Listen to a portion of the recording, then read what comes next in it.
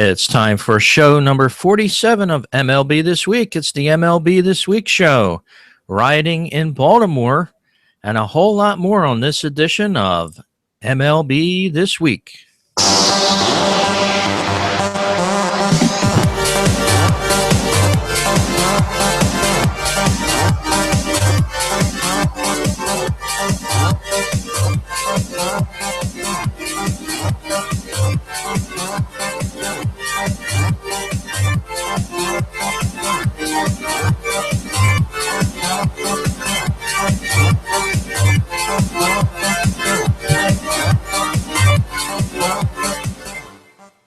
Hello, everyone. Welcome to show number 47 of MLB This Week show. My name is Rich. And I'm Gary. And Gary, welcome aboard to this week's show. And we always set our show notes up for every week's show, but seems like every time we do that, something else happens in the meantime. Yeah, it happens a lot of times, doesn't it? And we've always got a last-minute story to get squeezed in there, Rich. Yes, it does. And last night, around 9:15 or so, I was scanning the Twitter feed in between watching some of the Phillies games, and I was very shocked to see that there was a tweet come through that said Baltimore was advising the fans at Oriole Park at Camden Yards to stay in the ballpark after the game for their own safety. And what a shame that is. Of course, there was a death of an African-American man there, and they're still under investigation. But unfortunately, there are some agitators that get out there and start things up. And I guess they saw the lights of the ballpark and realized there's a crowd. Let's cause some issue down there. But it's really getting to be a shame. You can't go to a ball game and enjoy it anymore. Yeah, it's kind of a unique thing. I don't think I ever hear in the last many years of a whole ballpark being on lockdown. The fans literally could not leave. They were locked in for their own safety. And there was a lot of Oriole security taking the perimeter of the stadium. They were, ready to do battle. They didn't have anything to protect themselves, but they were standing outside of the barriers and the locked gates. And you kind of felt, pretty bad for the fans inside. And they wouldn't feed them either. They made them pay for stuff. So Yeah. At least if they fed you or something on the house. But it's really a shame that we've come to this, and we've seen too much, I guess, of life creeping into the ballpark, what with the beatings and the fights and everything. And it's time to end all of this stuff. I wish we could reach millions of people and plead that, if somebody shows up with a different jersey or something, it doesn't mean that you have to take a bat to their head or start a fight with them. And if you have a cause, yes, you can protest, but does it mean shutting down a city and shutting down people, locking people into a ballpark? I don't think it does. And I think we have to look at the other side of the coin and allow the police to control these kind of things better and safer. Yeah, they had a White House press corps dinner last night that had most of the news networks tied up, and a lot of people were tweeting they couldn't believe the story didn't get broken on one of the networks because one of these this live show was going on at the time, and got very little press considering all things considered with this story, Gary. But like we said, it doesn't happen every day, and it happened late last night after the game. Of course, the Orioles won that in extra innings. They rallied to tie it, to send it in extra innings, and they ended up winning it in the 10th. So at least the Oriole fans were happy after the game. They couldn't leave the ballpark. But just an amazing time there, and glad nobody got hurt as well. That's for sure. That's the main thing. Well, that is our new lead story of today's show, and we were going to go with this one. Another fight, not quite as bad as the ones in Baltimore, but you have the first story up with a lot of players getting suspended. Well, 6 players have received discipline for their roles in their on-field incident in the bottom of the 7th inning in last Thursday's game between the KC Royals and the Chicago White Sox in Chicago at U.S. Cellular Field. Royals pitcher Yordany Ventura has received a 7-game suspension. Royals pitcher Edinson Volquez has received a 5-game suspension. Royals outfielder Lorenzo Cain has received a 2-game suspension, and Royals pitcher Kelvin Herrera has received a 2-game suspension. White Sox pitcher Chris Sale has received a 5-game suspension, and White Sox pitcher Jeff Samardzija has received a 5-game suspension. All 6 players have received an undisclosed fine in addition to a suspension, and in addition, White Sox catcher Tyler Flowers has received an undisclosed fine. So quite a craziness, and again, it's the Royals, and this nut job thug Ventura, who's involved in another fight. You know, you'll remember that they hit Brett Lowry a couple of times when they were playing the A's and had a little fisticuff melee there. You know, baseball's got to crack down on this. This isn't hockey. We don't want to see this at a baseball game. And these headhunter pitchers, you know, they're saying that Lowry instigated it in the Oakland series, but as far as I'm concerned, I've seen that video, and his slide into second was clean all the way. Yes, a guy got hurt, but that's baseball. I mean, people have been sliding into bases, and I didn't see anything that wrong with that slide. And everybody's so sensitive, I guess, nowadays that right away they start headhunting. And but this has got to stop because somebody's going to get seriously hurt. Yeah, as you said, slides in the second anymore. Interesting you say that. This afternoon, the Phillies game, I was watching that. And Mike Schmidt, who's working weekend games for the Phillies at home, he broadcasts those games as a color analyst. He's amazed at the way the game has changed. The whole game, practically, he's always commenting on, you know, years ago we wouldn't have done it that way, you know.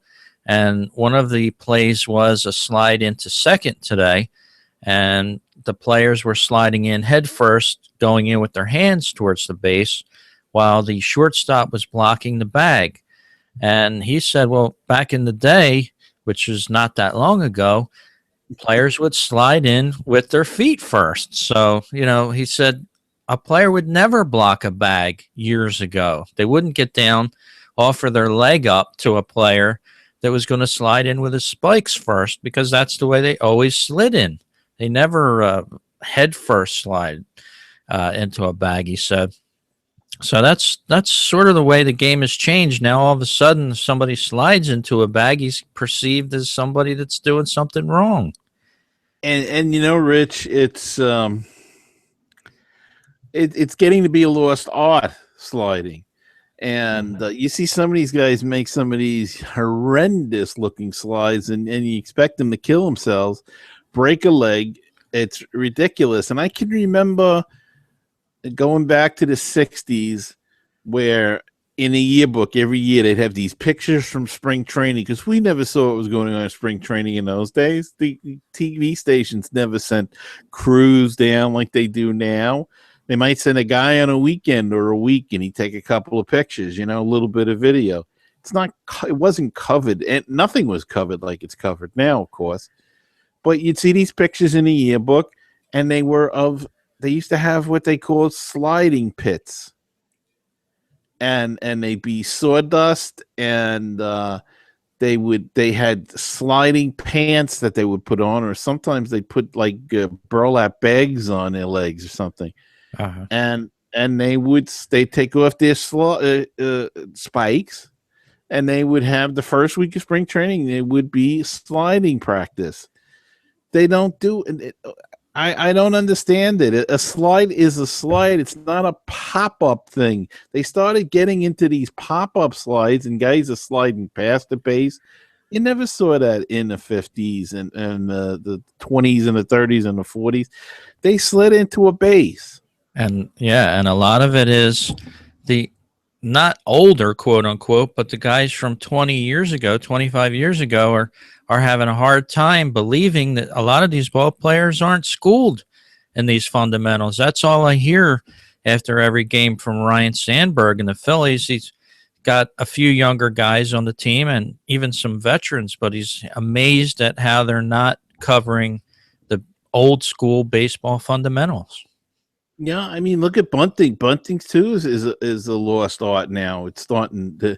Some people starting to use it again, but I blame it. I blame everything in baseball on a designated hitter. I mean, because kids don't want to learn how to field. They don't want the fundamentals of fielding. They just want to hit, and we encourage that crap with that stupid designated hitter. And I tell you, the older I get, the more I grow to hate that thing. Yeah, I just it's and now they every time I read that they're hinting that the National League should get it. Oh, I pray that the National League, that will break my heart if the National League ever goes and gets this ridiculous rule that was put into effect by the American League. It is, again, I'm not going to get on the soapbox, but it is the stupidest rule I think that was ever put into baseball.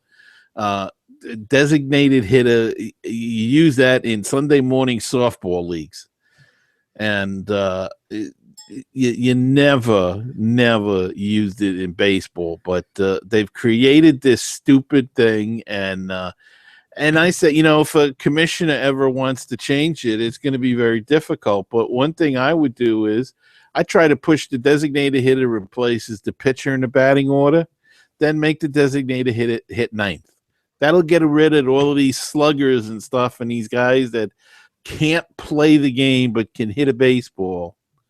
Yeah. It'll kill part of that. So absolutely. That's seems like the way to go. We're both National League type of guys, so that would work well for us. Well, the Kansas City Royals, as you said, Gary, they're being perceived as the bad boys of baseball, as we've been talking about. Ned Yost, the manager of the Kansas City Royals, says it's not their fault for the string of fights. I kind of find that a little bit hard to believe as well. He went a little further saying, quote, "We haven't started any of this." He said opponents are trying to get under his player's skin and has challenged them to stay composed. So, of course, it's always the manager going to bat for his own players. Of course, but, Ned, you've got a guy out there that's been involved in two of these things now, so it can't be everybody else and not your player. It's just funny how it's your team that's involved with two different teams and throwing, at their heads and stuff. So I don't buy that for a second, but I understand why he's doing it. As you said, Rich, he's doing it to protect his team, but no, I think they're trying to prove themselves that they're tough guys or something. I don't know what exactly the reasoning is, but maybe they feel they didn't get enough respect last year and they're gonna get it this way. It boggles my mind though. Yes, it does. Well, we're going to give him one of these, the old gong for the week there. The Kansas City Royals earning that one. And we're going to keep our eye on them for most of the season now because, of course, when this happens, everybody's on edge waiting for the next installment to happen. And, of course, we'll have to keep our eye on it for the listeners out there. Certainly will. And something else we're keeping our eye on, Rich, is your next story about Josh Hamilton. He could be going home. Yeah, Josh Hamilton been revealed in the last couple of days that his team currently, the Anaheim Angels, working on a deal to send him back to the Texas Rangers. It's going to be a strange type of trade, quote unquote. Of course, Hamilton is owed more than $80 million. So the word is that the Rangers are going to be picking up not much of the cost of that $80 million, of no more than $6 million. And Hamilton will be taking a pay cut of about $6 million on his contract. And the Angels will be writing a check for the balance. So if you do the arithmetic, the Angels are going to be writing a check for nearly $68 million, and they're going to get practically nothing in the deal except for shipping Josh Hamilton off of their team and relieving the contract out of the Angels.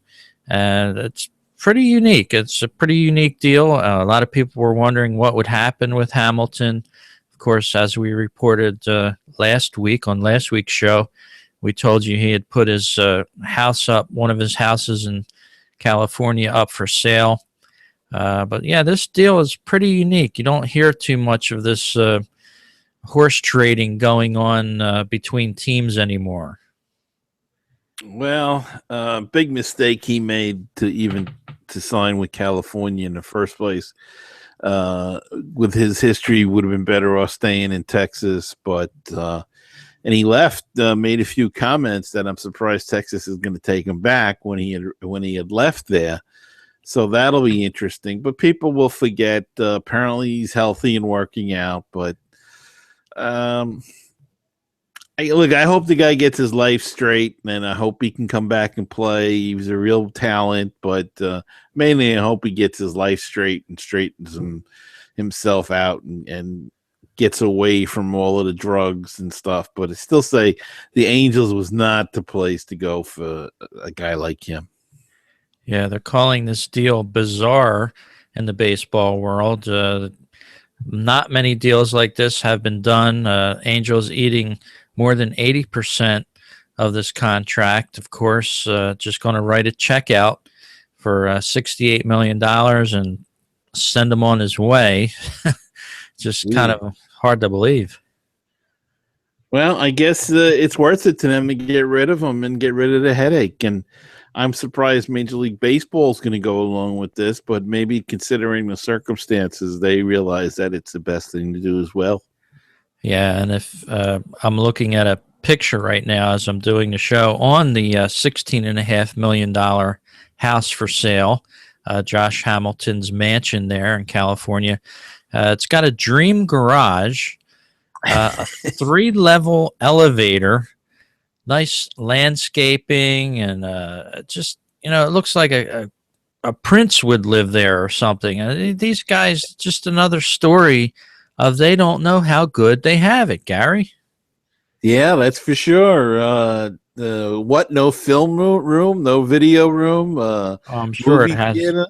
I'm sure it has that too as well. I'm just I'm highlighting here. Positioned at the highest point in Crystal Cove, overlooking the ocean. Main level features feature a guest suite, an office, a parlor room. Everybody needs a parlor room. Of course.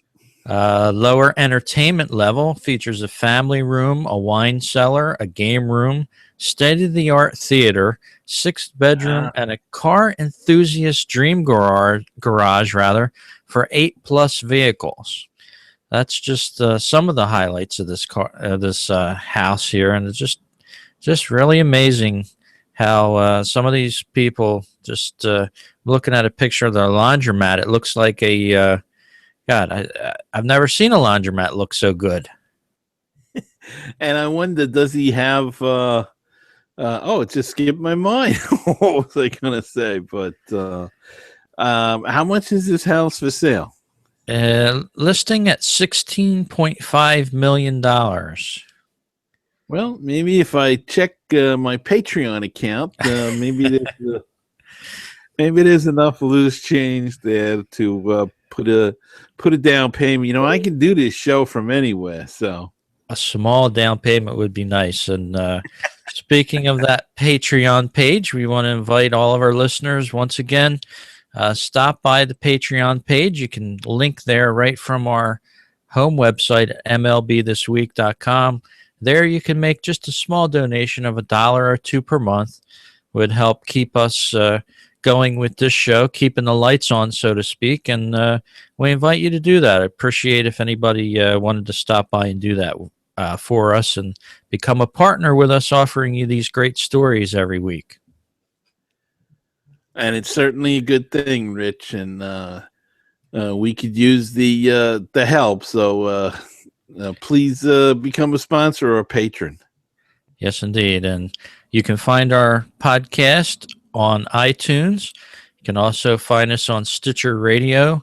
If you want to listen to the show on the road, a lot of the cars these days are getting into the electronics, so you can just travel in to work through your entertainment systems in your cars now. You can just tune us into the podcast every week and take us along for the ride. So please do that. And coming up next, we have a story on a guy that put his heart and soul into baseball and then got into big trouble about it, Gary, but he's coming back maybe. Well, he put his heart and soul in a few bucks, I think, in baseball, and got caught, and people didn't like that. And of course, we're talking about Pete Rose, who was banned from baseball, but he applied for reinstatement this past year, and he's going to be part of the big Cincinnati weekend of All-Star games. So the All-Star game in July will be held in Cincinnati. And, of course, he's going to be part of it. We don't know exactly to what extent he will be, but he is getting an endorsement from the sitting MLB commissioner to be allowed to do that. And, of course, MLB is running that franchise 4 vote that will honor 4 icons of each ball club at the All-Star game. And some people figured that would be a loophole to get Rose involved in the Cincy celebrations without MLB officially allowing him in. Sure enough, Rose is the leading vote getter for the Reds in that. And so he'll be showing up for that, and we'll see what else he will be allowed to do. But the MLB so far is giving its blessing towards this. So it would be embarrassing if he was one of the 4 icons and they wouldn't let him show up there. So I think Manfred really took the high road on this and agreed to let him go. And I wonder if he'll be in Philly's 4 icons as well, though. I think they have a few players that they can put ahead of him. Yeah, Pete Rose, definitely one of the greats of the game. Just a couple of days ago on a column at the New York Daily News, Bill Madden, sports writer there, gave his blessing. He said it's time to put Pete Rose on the ballot for Baseball Hall of Fame. Giving his endorsement for it. He also talked about his upcoming job in which he's going to be working for the Fox TV Sports in Los Angeles, California, doing some pregame and postgame announcing for them.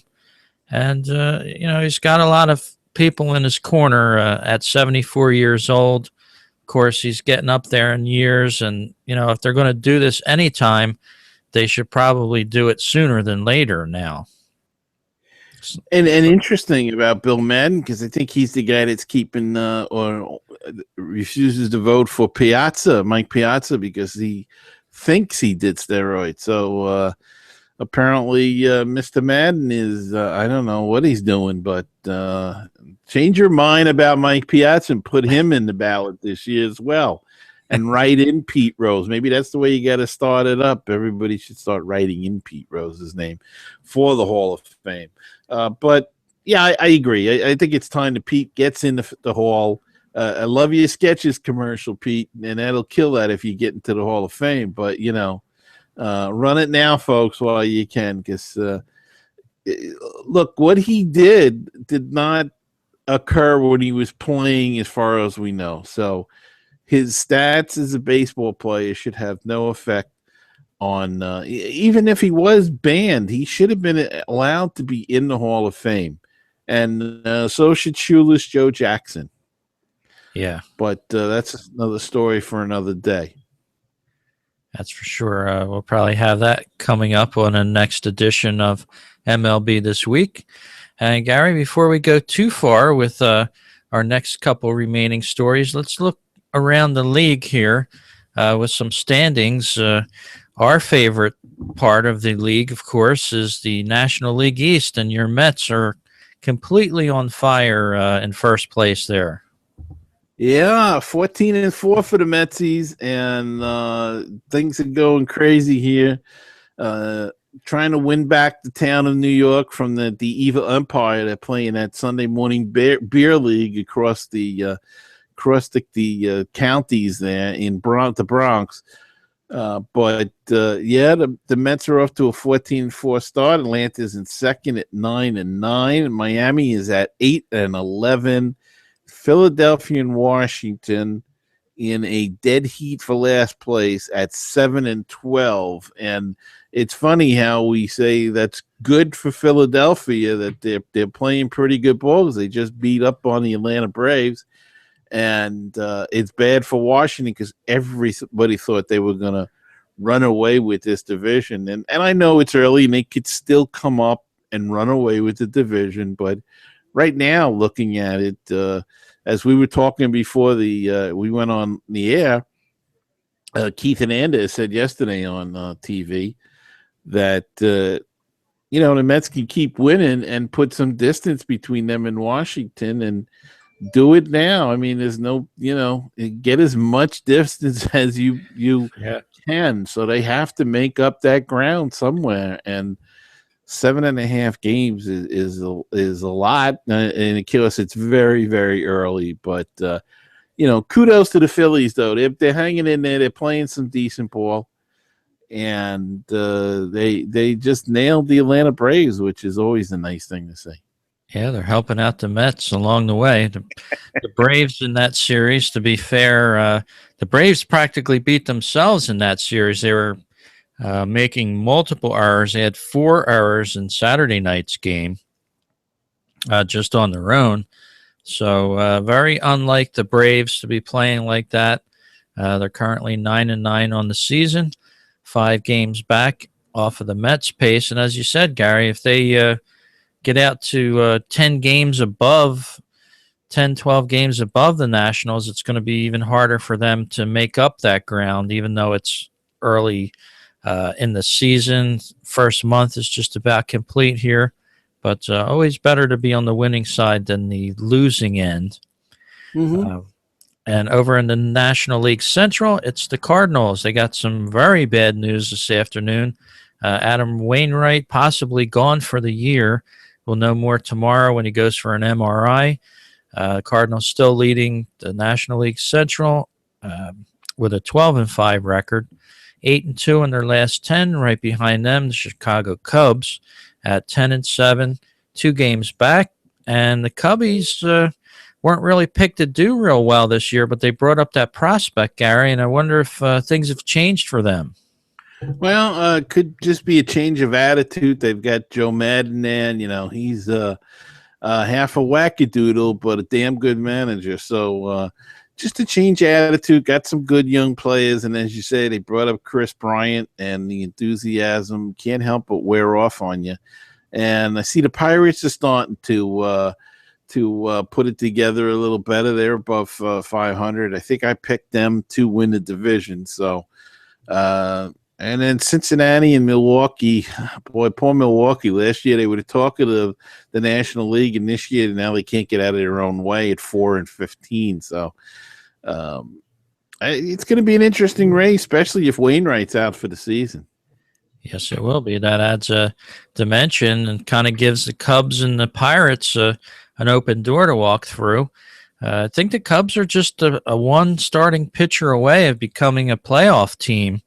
Let's see if Joe Madden and the energetic GM over there can get something going for that. But out in the West, it's the Dodgers leading the way, 11-7 record there, 8-1 at home. Hit a ton of home runs last night. Adrian Gonzalez was on fire for them. But I think they lost this afternoon against the Padres. But Dodgers been on fire. and they had a great start with their new shortstop there, Jimmy Rollins. Yeah, Jimmy Rollins, your old guy there in Philly, so making the transition out to LA, and yeah, they've got a good team. They're pitching. They've got the top two guys there, but after that, it seems it could be a little thin. Ryu is in and out of the lineup, so he's got to stay healthy to really carry them. But the division's not the strongest other than San Diego, but they still seem to be finding their way at 10-9. I don't think they know what they are yet, and they might be a little thin on the pitching end of things. Arizona, San Francisco this year, 8-11, and they can't seem to get out of their own way yet. And it's not, as we said, it's an odd year. It's not an even year, so nobody's really counting on San Francisco. Colorado's a little surprising, but they usually do this. They play good in the first half and then kind of fall off. Yeah, they fold like a long horse race in the stretch usually, but some old Dodger fans may remember the name Chad Billingsley. Of course, he was a Dodger ace for a few years there. Now the Phillies have picked him up. He's currently rehabbing in the minors for the Phillies. He got lit up last night, gave up 7 runs in 5 innings for the Phillies AAA affiliate. So all you Chad Billingsley fans, I think at some point this year you'll probably be able to see him in a Phillies uniform on the mound for the Phils. So stay tuned for that. And Rich, did you take a look at the American League and who's on top of that league? Yeah, I just did a double take. It's the Tampa Bay Rays at 11-8, and who'd have thunk it? All right, they're only in the lead by a half a game, but still, I don't think anybody picked them at all to be in that position. The Yankees are 10-8, half game back. Boston's a game out at 10-9, and Baltimore and Toronto were both struggling at 9-10. So what a surprise. Everybody thought Tampa Bay would finish last. And as we keep saying, it's early in the year, and that possibility still exists. But just amazing. Yeah, with 19, 20 games in already. It's still very early into the season. And I would have thought Boston and Baltimore would have been higher on the American League East standings, but I haven't checked that out in a couple days, so I did do a double take when I just brought it up. Over in the Central, 13-6, the Detroit Tigers leading the way. No big surprise out there. Kansas City still battling. They're the battlers of the AL Central. One way or another, they're going to try to win that division, Gar. Yeah, that's for sure. They've got to beat their way to the top, maybe. They're going to be hitting every batter that has a name to them. The White Sox at 8-9, Twins at 7-10. Their season still isn't lost, and a team that a lot of people thought would do well and still may. The Cleveland Indians bringing up the last place there at 6-11 so far. Yeah, that's a bit of a surprise. As you said, a lot of people thought Cleveland had a chance to win this division. And, a lot of people thought the White Sox, too, with the moves that they made. And I guess they're kind of in the same boat as the Padres. I guess they made so many moves that they're trying to gel or find out what they are as a team. And struggling a little bit, but hanging around 500. So all's not lost yet. And look out west, Rich, another big surprise. The Houston Astros are up by 1.5 games over the LA Angels. Houston Astros at 10-7.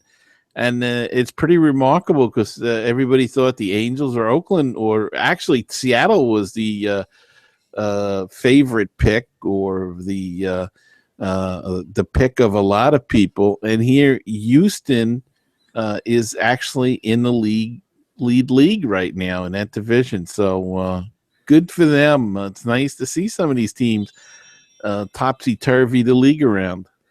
Yeah, they made a few good acquisitions. Jose Altuve, of course, on that team, and Evan Gattis is holding his own on that team as well. So, yeah, the Houston Astros have made some good acquisitions, and you never know. Maybe this move to the American League helped them out pretty much. We'll have to keep our eyes on them as the season goes on. But that's the way the league is standing as of the night that we're doing the podcast here on Sunday night, April 26, 2015.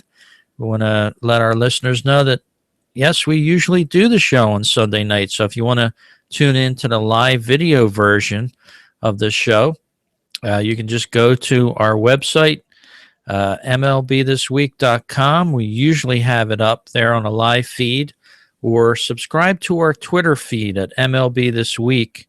Right on Twitter, you can just tune in, get the latest showrooms where we're doing the show live. You can tune into the video and even type us a note in, see if you want us to talk about certain issues or you have a comment for us. You can just type it right into us through our showroom portal here. You can even give us one of these if we do a good job. You can hit the applause button for us. Yep, just hit that, and you got to listen to this show or watch this show because we've got all kinds of special effects going on.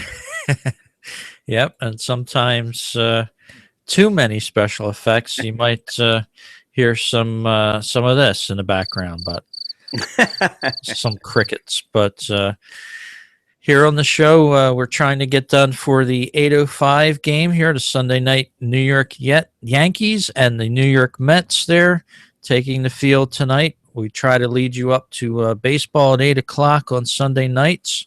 So, Gary, our next story here, 1969, we're going to go back in baseball history for this one. It's going to be a feature I'm going to try to bring up more on our show. At least once a week, we'll have a story on some This Week in History of Baseball. Back in 69, the Baseball Records Committee of MLB decided to go back and give Babe Ruth credit for one more home run during his career, giving him a total of 715. The committee rules that one of Ruth's home runs had been incorrectly ruled a triple. And way back when, they had different rules for home runs, what was home run, what was a double or a triple, such as when a ball would bounce over the outfield on a hop. At one point in baseball in the late 1800s, Gary, that was considered a home run. But the Records Committee actually voted on giving Babe Ruth an extra home run back in 1969, but later the next year reversed its decision, returning Babe Ruth to a total of 714 home runs. So it's amazing how after the fact that some of these plays can be reviewed and the official statistics can be changed. Yeah, it's interesting. They can actually go back through the box scores and have been known to have done so and find out and change things around. But that's a tough one though, because how do they, without seeing it, how do they know if it was a triple or a home run? But I guess news reports of the day, they can probably find out. And but as you say, it didn't stick. So when Hank Aaron hit his 715th, he actually did break the record. Yeah, it was on this day, April 26, 1969, that happened. So, a lot of great baseball history out there, and we're going to try to bring a lot of it for our listeners here on MLB This Week. Oh, it sounds good. Love the history and love that old-time baseball, Rich. Well, we had a story on some baseball food, which is a common theme that runs through the show as well. And you have a story on a Kansas City fan very upset with something this past week. Well, Kansas City Royals been in the news a lot lately, it seems, Rich, and Ballpark food is one of our specialties, apparently. So this week, the Kansas City Royals, the fans are having some second thought about cheap hot dogs after their most recent Buck Night. They've had Buck Night hot dogs, and the quality of the $1 hot dogs being served were not up to standards, according to KCTV 5 in Kansas City.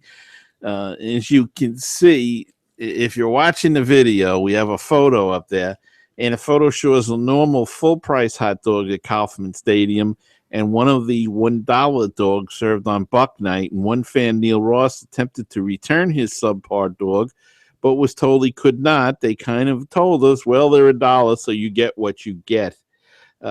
This was far from the only pictures that were received by KCTV 5. So a lot of fans were very, very unhappy. And for those that are listening, I can describe the regular hot dog as a lovely, plump, toasted roll hot dog special.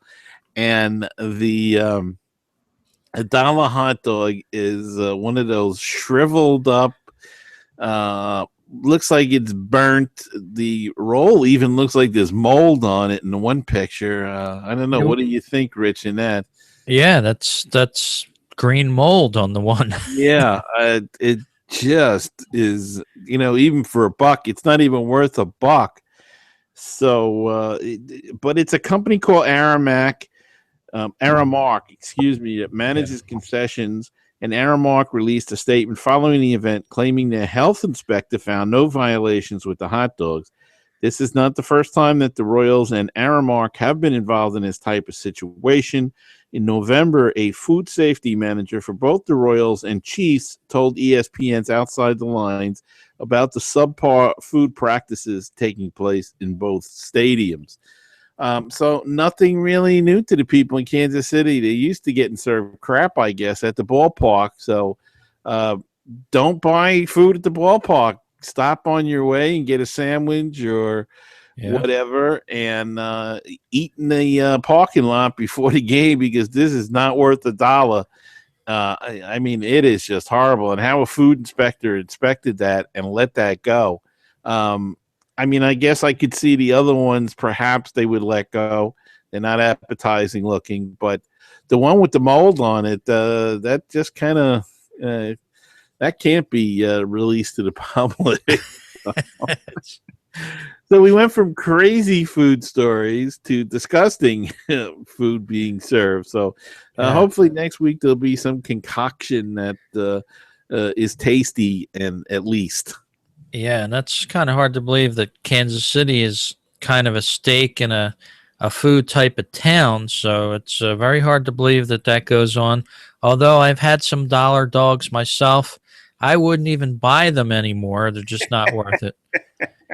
They make them up in advance because they know a lot of people are going to buy them, but there's no sense paying for a cold hot dog that's horrible. Right. No thanks. I think I'll have the cheesesteak. Well, that about does it on our show here as the clock is ticking away. Start of baseball with the Mets and the Yankees tonight. Gary, another great show, and already looking forward to next week's show. Yeah, I certainly am, Rich. And sorry, folks, but let's go Mets out there. All right. Partiality wins. So have a great week, everyone, and we'll talk to you again on the next edition of MLB This Week.